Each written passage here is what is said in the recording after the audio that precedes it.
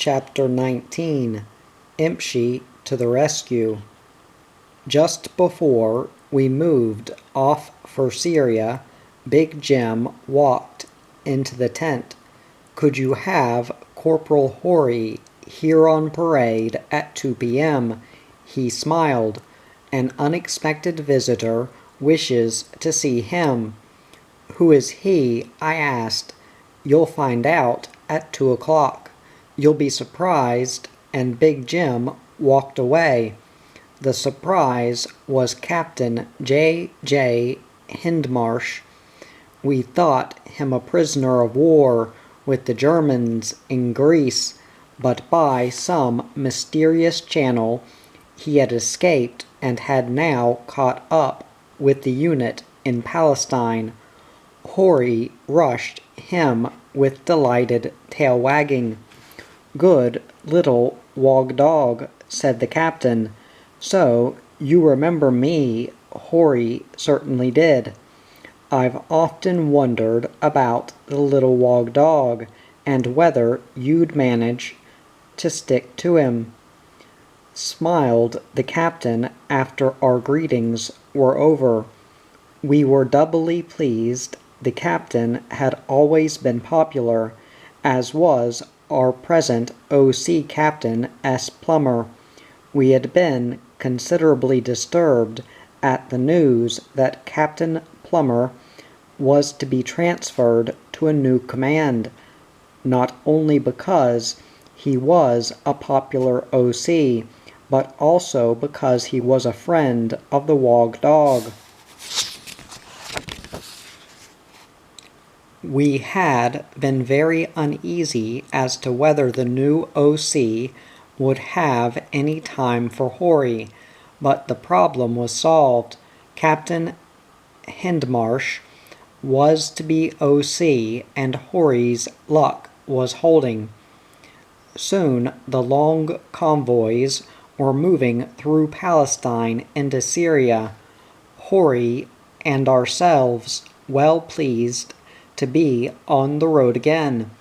At Damascus, a beautiful avenue of gum trees drew delighted calls from us. The convoy stopped a few moments, and every man breathed in the clean, sweet scent of the gums. What lingering memories of home they brought! Damascus is said to be the oldest city in the world. Whether or no it is mentioned in the book of Genesis as existing in the time of Abraham, it to us was a very colorful city, the effect being added to by all nationalities in their national costumes: Persians, Muslims, Afghans, Arabs, Kurds, Turks, Jews, Jebel Drusses, French, all manner of peoples and customs and languages. Each year thousands of the devout pass through here on the long pilgrimage to Mecca. One name for this city of thousands of historical years is the Gate of Mecca. Another is Pearl of the East and City of Many Pillars.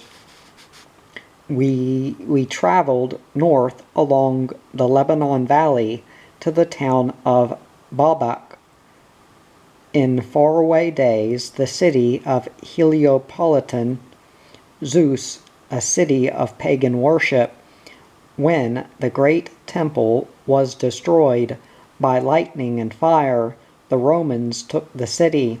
Many nations in turn fought for it and captured it, and 3 big temples, which formed the Acropolis of Baalbek, were turned into a fortress by the Muslims.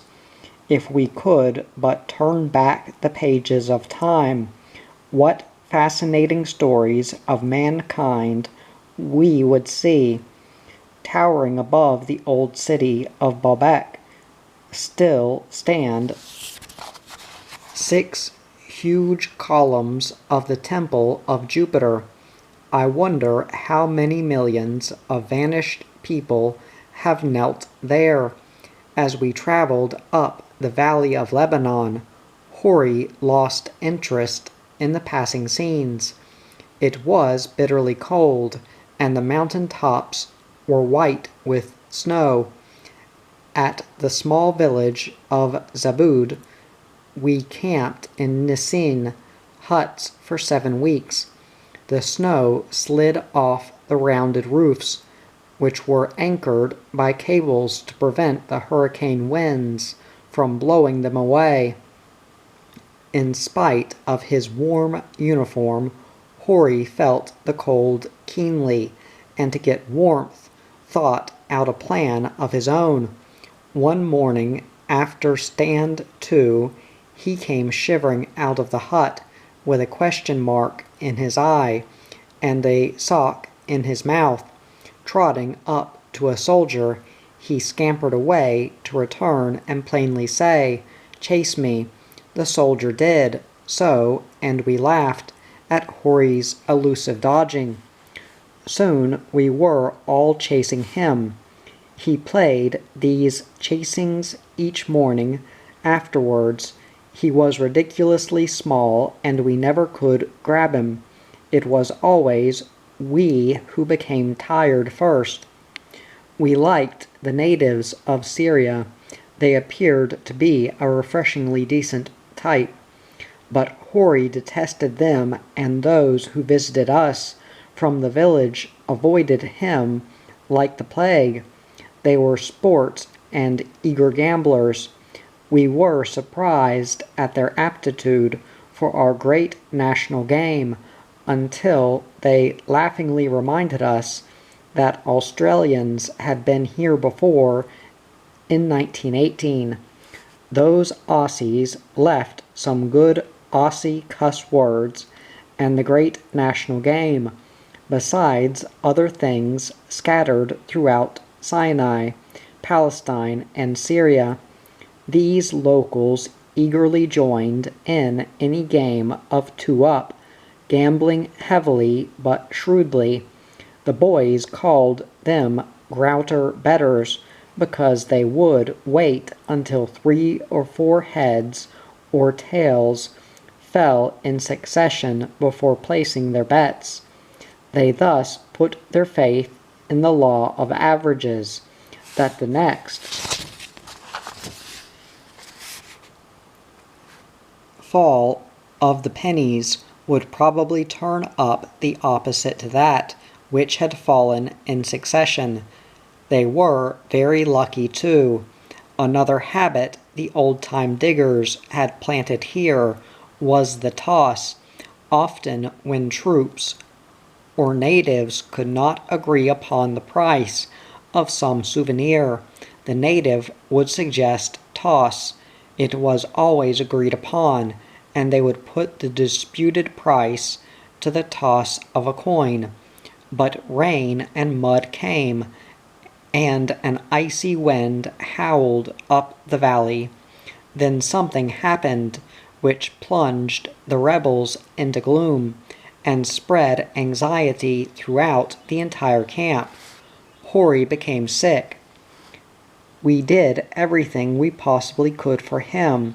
We wrapped him in our warmest blankets, kept rocks heated in a fire, and put them under his bed, and replaced them with fresh, warm ones when they grew cold, tempted him with a special diet of milk and porridge, and gave him all the comfort and petting we possibly could.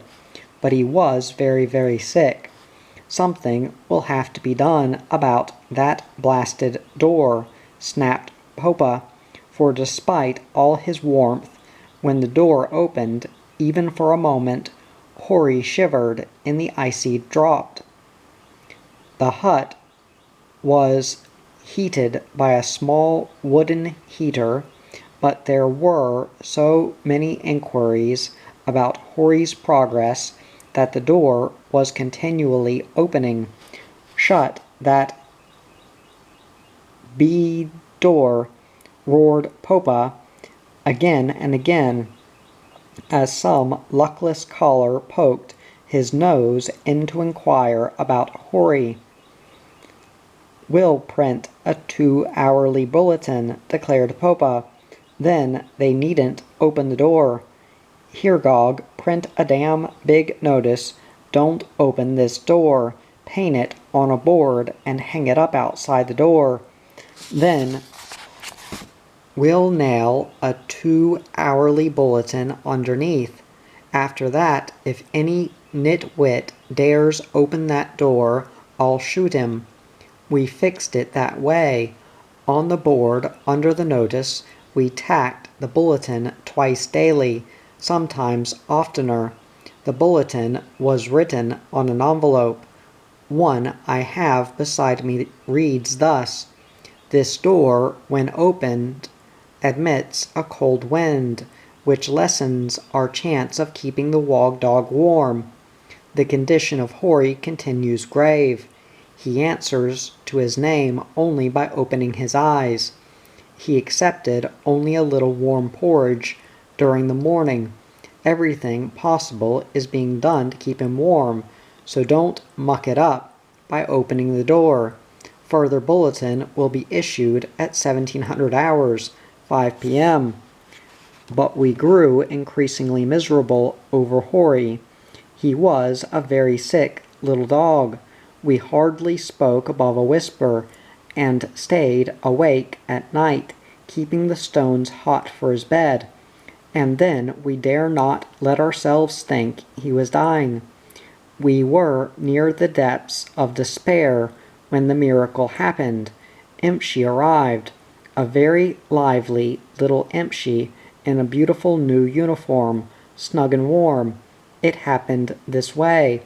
I was on duty at our signal office, a little tin shed, when in walked Bruce McKellar.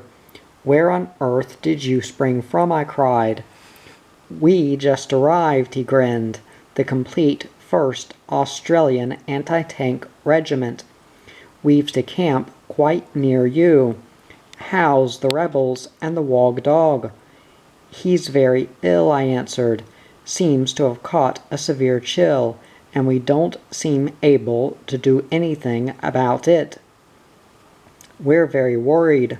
By the way, is Impshi with you?" "The section she's with should be here any time now." "By Jove, that's good. I wonder if the sight of her would brighten Horrie up a bit. I'll bring her across as soon as she arrives," promised Mac. At midday, with Impshi under my arm, we strode across to the hut. The rebels were all there, with some signaller cobbers clustered around the heater. There wasn't a whimper from the tiny figure wrapped up in the blanket by the fire. "Horrie," I said cheerily, "look who's here," and I put Impshi beside him. She sniffed inquiringly at the swathed-up little head, then yapped delightedly and energetically kissed his nose. Horrie's eyes opened wider, then he struggled up. She kissed his nose. He wriggled out of the blanket. His tail waggled furiously. He kissed Impshi. She kissed him.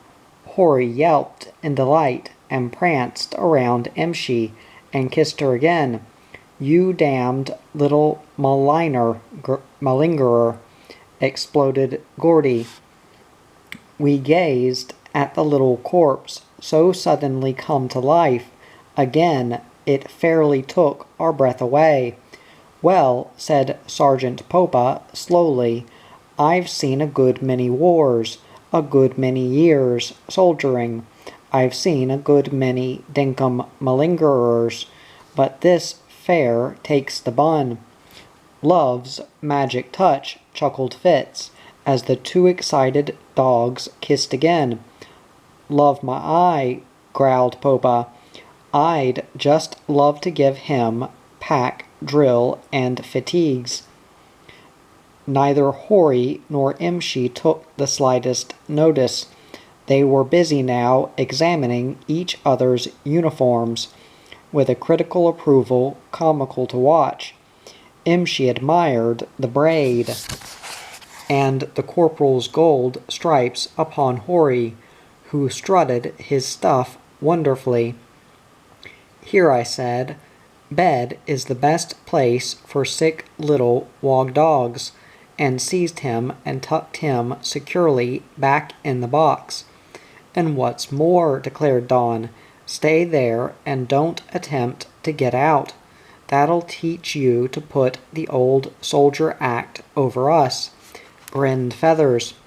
Horrie popped his chin over the box and gazed appealingly at us and Imshi.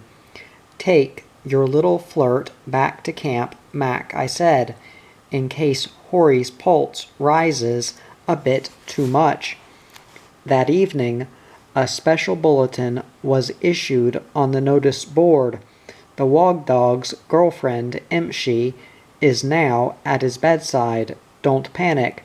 The services of the Padre will not be needed. Horrie now shows a decided interest in life after this visit of his girlfriend. Wouldn't you? I was first up next morning, and on opening the door, there was Imshi waiting to visit Horrie. She trotted across to his box and gazed at me pleadingly. "Oh, all right," I said. "Off you go, you little rascal." And Horrie leaped out of the box, and away they trotted to investigate the bushes round the camp. Horrie's recovery was miraculous. We certainly had been fearful we were going to lose him. However, Imshi worked the miracle. Several days later, in the early morning, Horrie's familiar bark sounded at the door, and one of the signalers opened it for him.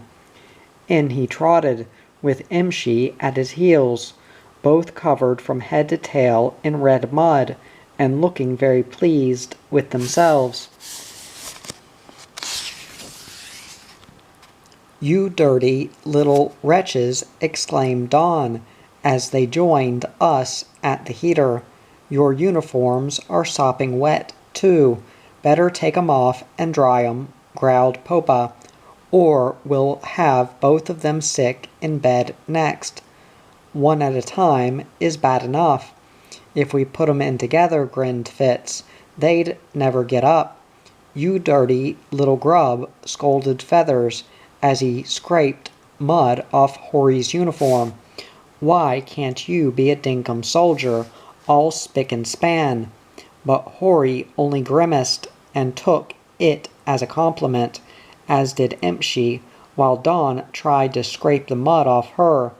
Just then her master's voice floated across to us from the anti-tank camp. "There you are. Now you're in for it," said Don as Imshi obediently trotted to the door. I opened it for her while Feathers held Horrie. "You just stay here until you're dry," he scolded. "No more scaring the life out of us with a bad cold." "What about her coat?" asked Don as Imshi vanished.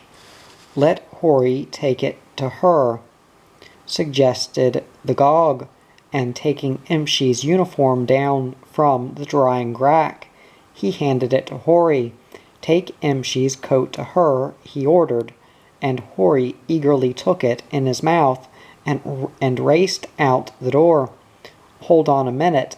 Here's Imshi's coat," Don yelled to Imshi's master. Imshi and her boss halted and turned round.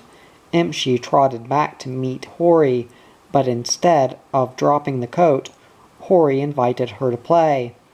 "Hand that uniform back, you scoundrel," we heard Imshi's master shout, but Horrie held the uniform invitingly, and as Imshi reached for it, he ran back tantalizingly.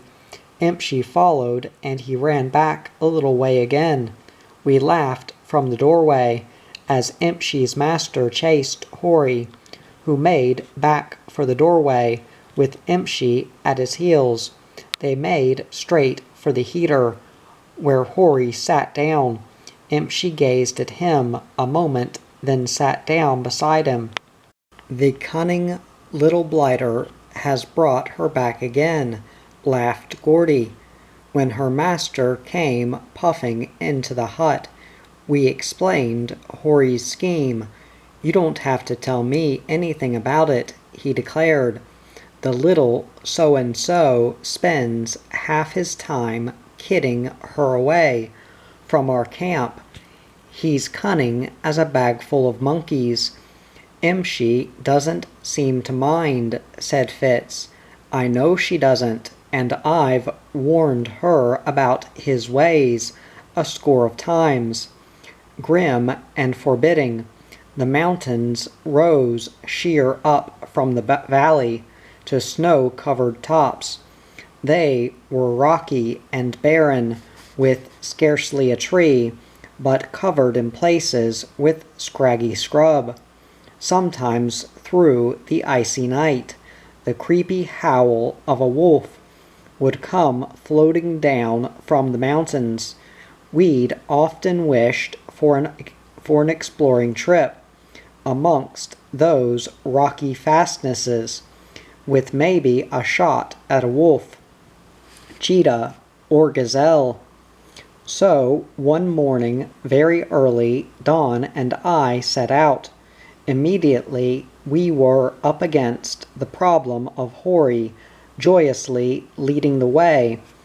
"What on earth are we going to do with him?" said Dawn. "Blessed if I know," I replied. "He wouldn't make much of a mouthful for a wolf." But we'd started, and hadn't the heart to order the little fellow back. He was on the hunt all right, and immediately nearly got us into trouble by rounding up a score of huge blacks. Previously we had taken considerable interest in these cheery giants on the few occasions when we had come in contact with them, all 6-footers and built in proportion. They were jet black with large, squat noses, flashing eyes, and fine, white teeth. It was their laughter and cheeriness that got us. They had apparently been recruited as a labor battalion. Their officers were Tommies, their NCOs, their own men. They spoke very little English. We believed them to be Africans from Bechuanaland, but weren't sure. They were well wrapped up in woolen scarves and balaclavas, and were dressed in the Tommy regulation battle dress. They must have felt the cold terribly. It was bitter weather to us, and these men were obviously from an even hotter climate than ours. We admired the way they took it with unfailing cheerfulness. The boys told us there had been a panic among them when the first snows fell. Never having seen snowflakes before, they thought it was a gas attack and rushed to don their gas masks. None laughed so heartily afterwards as themselves. On this particular day, a score of them were digging a tank trap some 3 miles north of our gun positions, just where we were to turn off to climb the mountains. Horrie spotted them and charged. "Oh heavens," groaned Dawn, "we're in for it now." There came a sudden howl, then a yell of laughter. We saw big black forms leaping down into the pit with a tiny white furry snapping at their heels, as we ran up shouting at Horrie. But Horrie was determined to capture the lot. Yelping hysterically, he took not the slightest notice of us. His strategy was to drive every man down into the pit. When we arrived, the pit was a roar of laughter, with some blacks running up the sides of the pit, while the men opposite ran down. The frantic Horrie raced round and round to chase back those men escaping. Other huge blacks leapt up on their friends' backs to escape the maddened Horrie, who now would concentrate on one until he had him leaping back down the slope, then rush at another who was climbing up the opposite bank. Seeing these cheery chaps were simply reveling in the joke, we sat down to regain breath and look on. They played up to him, never quite escaping, always on the point of doing so, until the little fellow's legs began to wobble, his tongue hanging out, his eyes bleary, his bark growing less and less. All those big black heads, those great big eyes, those flashing teeth laughing up at him, drove Horrie to a frenzy of despair. When he got them all down into the trap, he pantingly sat down, but a huge black had crawled along the bottom of the pit and was crawling up at the other end, shielded by his mates' bodies, and Horrie, with a yelp, raced along the edge of the pit to block him. Then one came crawling up our side of the pit, and as Horrie raced back to block him, another was quietly sneaking up the opposite side. At last, Horrie was hopelessly exhausted. When I picked the panting little wildcat up, his heart was thumping with a speed that frightened me. The blacks came laughing up the sides of the pit, and coming across to us, a venturesome fellow reached out a huge paw to stroke Horrie, but a snarl and snapping of teeth sent his hand back at the double, with a roar of laughter from his mates. The laughter made Horrie furiously angry, but there was nothing he could do about it. He was all in. Chapter 20. The Wog Dog Attacks the Wolf. We commenced to climb the mountains, Horrie insisting on leading the way. This climb will take some of the fire out of the little wretch, smiled Dawn. It would be funny if we really did meet a bad, bold wolf, I replied. I bet Horrie would have a go at him, declared Dawn. Those mountains were deceiving. From the bottom they looked like a sloping wall, but now we saw there were numerous crests and small valleys between us and the top. A growl from Horrie attracted us towards two Syrian shepherd boys intently watching us. They took a great fancy to Horrie. His tiny size and uniform seemed to fascinate them. Despite their coaxing, he refused to make friends. Portion of these mountains were unscalable, but to our surprise, we saw in each little valley a number of villages. Some were so small as to be only a cluster or two or three huts of mud and rock, with flat roofs of mud and straw. On each roof was a small stone roller, probably used to keep the roof flat and compressed, or to push off the snow after a heavy fall. In numerous cases, the hillside had been excavated to form a side for the dwelling. The Lebanese villagers greeted us very hospitably. We were objects of considerable interest, particularly the ungracious Horrie. The villagers were proud Christian Arabs, and would never ask for bakshish. The men wore the traditional headdress of sheepskin, coat, and long pantaloons caught in right below the knees. The women were shy but friendly. Numbers of these folks beckoned us inside to proudly show us their only pictures, those of Christ and the Virgin Mary. Their entire existence depended upon their small flocks of goats, long-haired sheep, and pocket-handkerchief fields of wheat. We secured a bright little boy guide from one village and very proudly introduced us to the folk around. To the undisguised resentment of Horrie, he showed us how the wheat is pounded into flour in an earthenware dish by rolling it with round stones like small cannonballs. The flour is then baked into pancakes, these with olives and sour cheese made from goat's milk comprise their main diet. Very few of them could speak English, but all could speak French, a result of the French influence in Syria since the last war.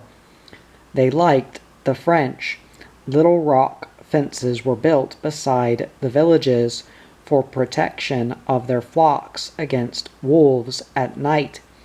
Each village possessed savage guards in the shape of huge gaunt dogs that looked a cross between Alsatian and wolf.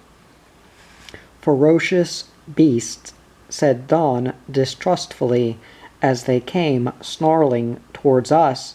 "Hold that little devil tight," the wog dog was yapping in angry challenge. "The tips of all their ears are missing," added Don. "Frostbite, maybe," I suggested.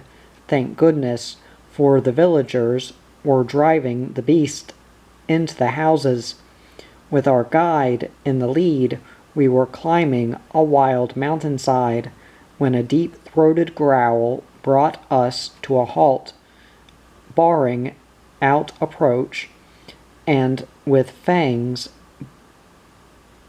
bared stood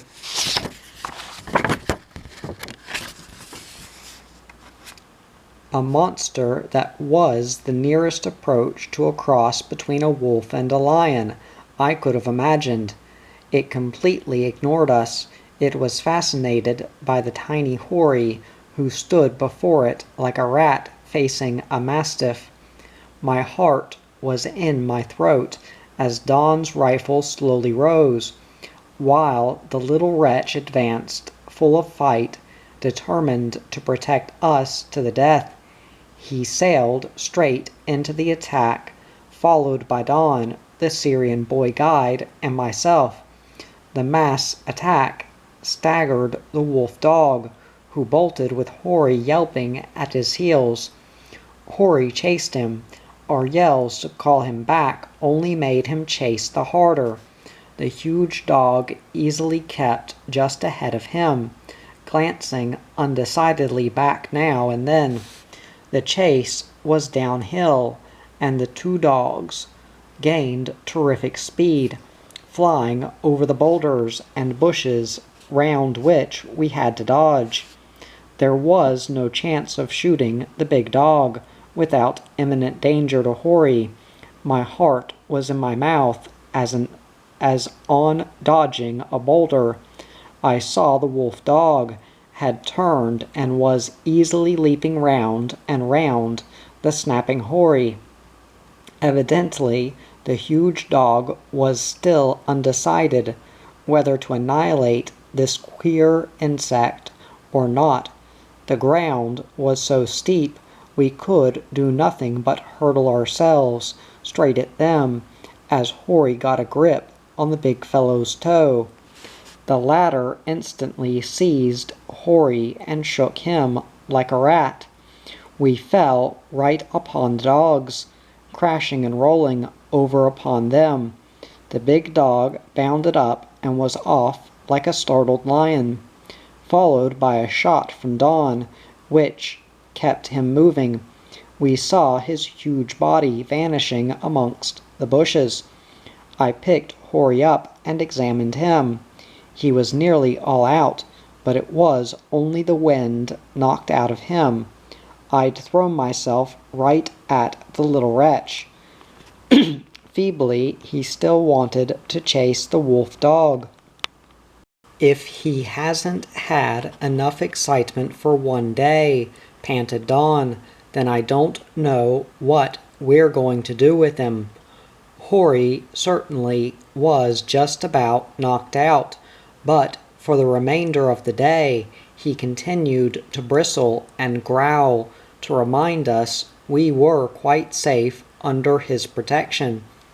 It was several hours later that we stood on a mountain top and gazed at the magnificent Valley of Lebanon, for below, a valley where throughout history armies had marched and fought, and where were now two victorious Australian armies. Wearily we climbed down. It was dusk before we reached the home of our guide, in a very clean village. Outside our guide's home, corn had been spread on square sheets of cloth to dry in the sun. A very small girl was now collecting the corn, her job of protecting it against the scrawny fowls finished with the setting of the sun. We were made very welcome at the guide's home. Immediately on entering the room, we gravely removed our boots and were motioned to sit at the fire. This house, like all the others, was one large room. Conversation was mostly carried on by smiles and signs, but there was no mistaking the friendly atmosphere. But the little wog dog kept close by me and scowled at the whole Syrian family, 8 of them. The evening meal was served as the sun went down. The table was only 1 foot high, and as big around as a large dinner plate, so that the meal was 2 at a time. They smiled to Dawn and me to gather round the table and make a start. The last 2 were mother and daughter. Dinner was a brown bread, pancake, olives, and queerly tasting cheese. Under the watchful and approving eyes of the whole family, we did our best and signed that it was lovely. To our dismay, we were immediately rewarded with another and larger helping.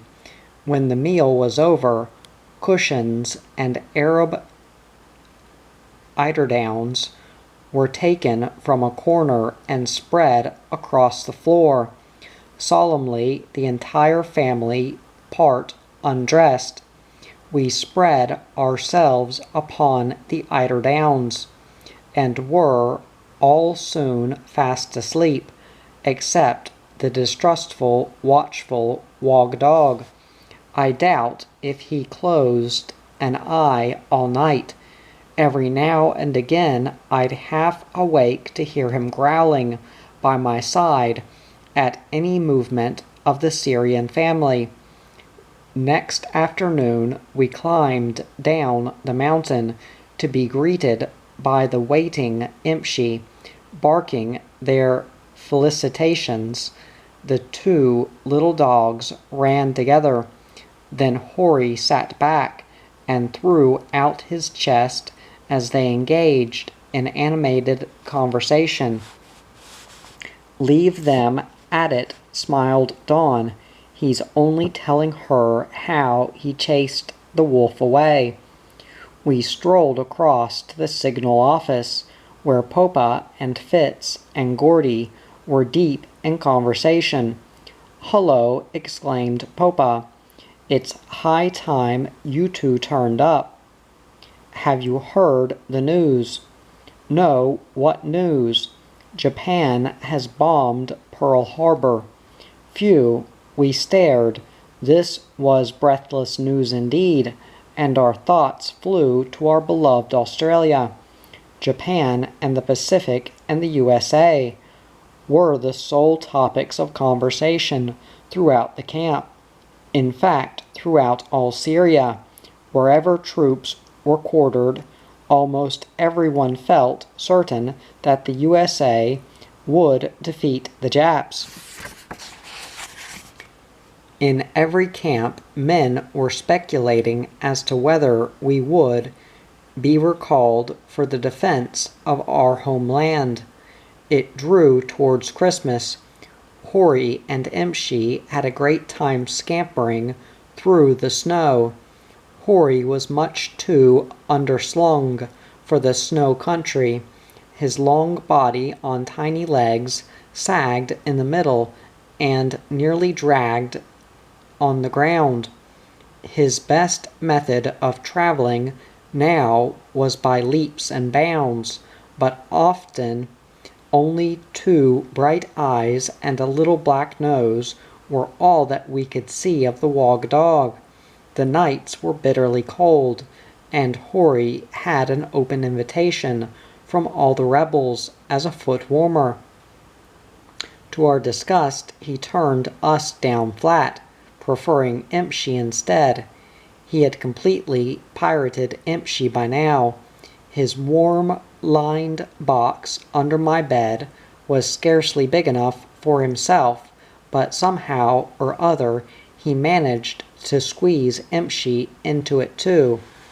The two funny little things, snuggled up under a rug, would sleep warm as two possums while we shivered, and despite our scoldings, they would simply be there in the morning, gazing up at us with not a movement from either. "Scandalous goings-on," growled the Gog. Imshi's master had given up in despair.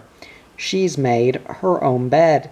She can sleep in it," he declared. "I'd brought her up to be a nice, refined lady, dog, before the ruffian Wog Dog came along.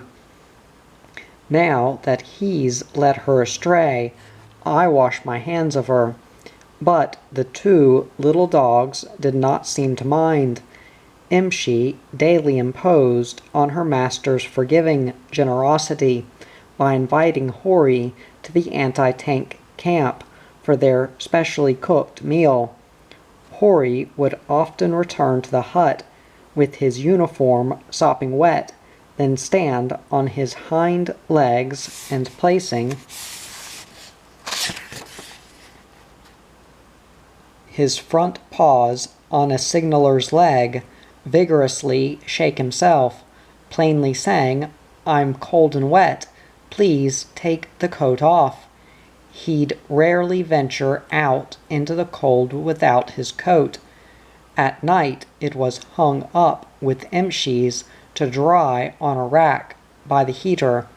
He wouldn't get up when we did, but would stay under the blanket until we were about to leave for duty.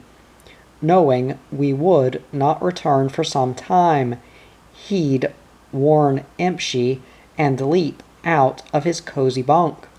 Then he would try to reach his coat, asking someone to put it on.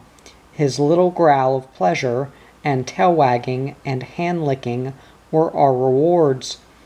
When the thaw set in, it was very hard on his pads, and they became so sore that he could scarcely walk, yet he refused to wear the boots we made him. He looked so mournful at being left behind in the hut that we made a sledge on which we could pull our signal gear, and in the front of the sledge we built a little box for Horrie. Daily, we had to walk some miles along the valley, checking the telephone wires. In his box under our warm greatcoats, Horrie's little head would peep out. He loved this method of traveling, but coax as he would, Imshi would not travel with him, but would trot along beside the sledge until we were just outside the camp area. Then she would trot back, Horrie watching her with that resigned, "So long, see you later" expression. On these cold walks, Horrie loved us to pull up and boil the billy. He would have been a wonderful mate for a bushman. His tea, though, was a warm mug of Horlick's milk, which he quaffed with gusto. At times we had to leave the sledge, but the gear was perfectly safe. No prowling native dare approach that sledge with Horrie on guard. Horrie was a dinkum soldier dog, all ready for duty. He had done guard duty for us in Egypt, Palestine, Greece, Crete, and Syria. While on Crete, he had done valuable service by carrying important messages swiftly down that big hill in the dark. On quite a number of other occasions, he had carried out definite military duties. At this particular camp, we trained him within 1 hour to carry wireless news from the signal office to Mac's hut. The messages were placed in a leather tobacco pouch, used only for this purpose. When ordered, "Take this message to Mac," Horrie would take the pouch in his mouth and swiftly trot to the distant hut, quickly returning with the answer, if any. When he was on duty, even Imshi could not tempt him from his job. We received the serious news that the Prince of Wales and Repulse were sunk. Gordy rigged an issue wireless, and with this we picked up Reuters news in Morse from London and passed it in sheets to the camp. And didn't the wog dog just come into his own as the bearer of the news to the eagerly waiting crowds? We knew we would receive word to move any day. We hardly dared think of Horrie. The little wog dog had now been with us for so long, stuck to us through thick and thin, shared our joys and sorrows, in sympathy and comradeship. In the sudden and often unforeseen circumstances of war, we knew a time might come when we might be compelled to part with him. And he knew it too, knew, as he always did, when something deeply serious was afoot, and when something immediately concerned him. All were particularly tender to the little pup. Often now he would gaze up into my face with such a searching expression that I instinctively knew he perfectly realized his fate was entirely in our hands. We received the fateful news to move, and what a relief it was with our own friendly crowd. No change of commands, no order was given, no comment made about the little wog dog. Soon we were traveling back through Palestine. We felt sure it meant back to Australia. We had received the bewildering news of the fall of Singapore and of the loss of the 8th Division. Horrie's farewell to Imshi was pathetic. We moved out before the A/T Regiment. Mac held Imshi up in his arms and Horrie gazed back until we were long out of sight. They took us right back into Palestine and told us we would camp here for the time being. The time being slowly dragged on into 8 weeks. Horrie fretted over Imshi for a time, but eventually decided to buck up and take nourishment. The troops were very unsettled by the bad war news from the Far East, coupled with the inactivity and uncertainty of our own movements. Even leave now appealed to very few. All we wanted was to be on the way home, to pass the long days of waiting.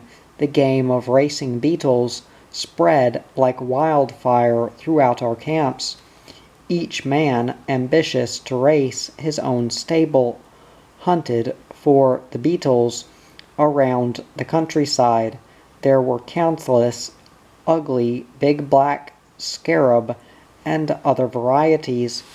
Quite a number of men grew so enthusiastic that they spent many patient hours training their beetles.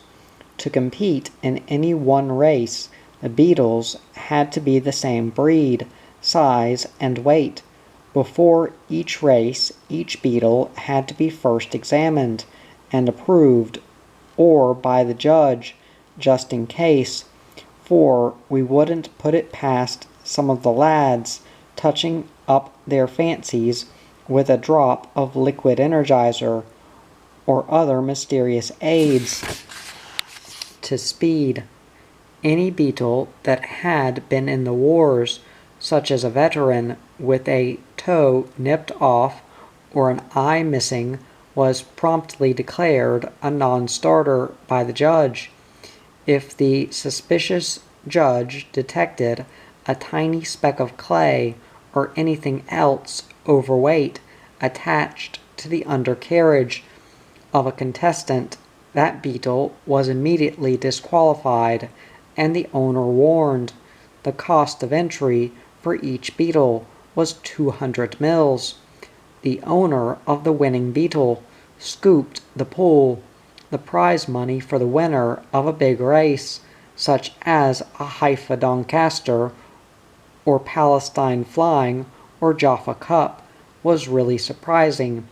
As each beetle was declared a starter, by the judge it was touched with a distinguishing mark, such as chalk, red ink, gray paint, etc., so that the punters could back their fancy and keep an eye on it during the race, and the punters eagerly followed the progress of their fancy. In a big field there were as many colors as jockeys wear in the Melbourne Cup. Some beetles were famous winners of many races, such as the big brute Far Lap, the nuggety Peter Pan, the swift Carbine, the Barb, Rogila, Bovite, Ortelli, and numerous other lords of the turf. The course was the center of the ring of onlookers. The course proper was a clearly marked circle about 4 feet in diameter on the ground. Dead center was the starting post. Here the rim of a round cake tin was carefully placed, the lid and bottom of the tin having been removed. Inside their barrier was placed the field. Here they milled around, all anxious to start, or rather to escape, while final bets were made.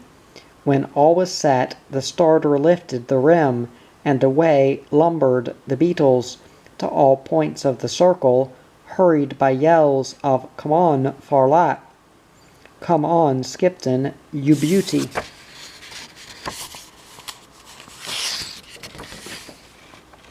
etc., etc., with groans when a fancied beetle collided with another and was knocked back several lengths.